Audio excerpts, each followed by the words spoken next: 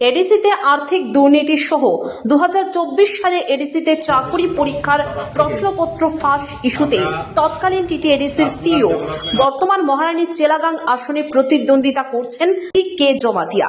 এডিসির 2024 সালের নিয়োগ কেলেঙ্কারি ইস্যুতে 110টি শূন্যপদে নিয়োগের পরীক্ষার আগের দিনই প্রশ্নপত্র ও উত্তরপত্র ফাঁসের অভিযোগে প্রায় 26,000 পরীক্ষার্থী পরীক্ষায় বসতে পারেননি। এই ঘটনাকে কেন্দ্র করে তখন এডিসি সহ রাজ্য জুড়ে তীব্র ক্ষোভ ছড়িয়ে পড়ে এবং প্রশাসনের ভূমিকা নিয়ে উঠে একাধিক প্রশ্ন। সে সময় টিটিএডিসির সিইও ছিলেন কে জমাতিয়া। এই ঘটনাকে সামনে রেখেই মুখ্যমন্ত্রী ডক্টর মানিক সাহা 21 মহারানীর চেলাগাং কেন্দ্রে নির্বাচনী প্রচারে সরাসরি তার বিরুদ্ধে দুর্নীতির অভিযোগ তোলেন। মুখ্যমন্ত্রীর দাবি, সিইও থাকাকালীন সময়ে এই ধরনের বড়সড় অনিয়ম তার দায় এড়ানো যায় না। তিনি আরো স্পষ্ট করে বলেন, এডিসিতে বিজেপি ক্ষমতায় এলে কে বাবুর মতো আধিকারিকদের সব ধরনের কেলেঙ্কারির পূর্ণাঙ্গ তদন্ত করা হবে এবং সেখানে যিনি সিইও ছিলেন আমার এই সরকারেরই একজন নমিনেটেড আইএস ছিলেন, উনার সময় সমস্ত কেলেঙ্কারিগুলো হয়েছে। উনাকে কি হয়েছে, একটা প্রাইজ দিয়েছে, উনাকে একটা টিকিট দিয়েছে। এবার বন্ধুগণ, আমি আবার আপনাদের সামনে বলতে চাই, আমাদের সরকার তো হবে ট্রিপল ইঞ্জিনের সরকার হতে যাচ্ছে এবং যদি প্রমাণ হয় কাউকে ছাড়া হবে না। বন্ধুগণ, আমি মিথ্যে কথা কখনো বলি না এবং আমি সেটা করে দেখাবো, কারণ দোষীদের বিরুদ্ধে কঠোর ব্যবস্থা নেওয়া হবে। তার এই মন্তব্যে নির্বাচনী লড়াই আরো তীব্র হয়ে উঠেছে।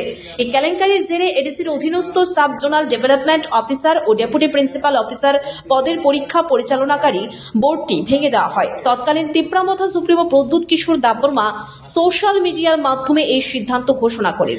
3 মাস ধরে কার্যকর থাকা ওই বোর্ডে চেয়ারম্যান দাতা মোহন জমাতিয়া সহ একাধিক উচ্চপদস্থ আধিকারিক ছিলেন।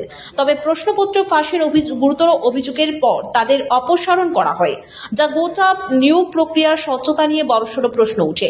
সব মিলিয়ে এডিসির আর্থিক দুর্নীতি ও এই প্রশ্নপত্র ফাঁস কেলেঙ্কারি এখন শুধুমাত্র প্রশাসনিক ব্যর্থতার বিষয় নয়, বরং নির্বাচনী রাজনীতির অন্যতম প্রধান ইস্যুতে পরিণত হয়েছে। অভিযোগ পাল্টা অভিযোগ এবং তদন্তের আশ্বাস, সব মিলিয়ে এই ইস্যুতে নজর এখন গোটা রাজ্যের। নেওয়ার কথা ছিল for the post of sub zonal development officer and deputy principal officers.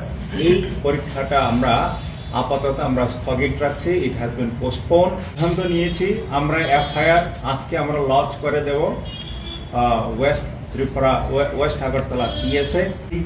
কিভাবে লিখলো? আপনাদের এডিসি প্রশাসনের কেউ জড়িত রয়েছে বলে মনে করছেন?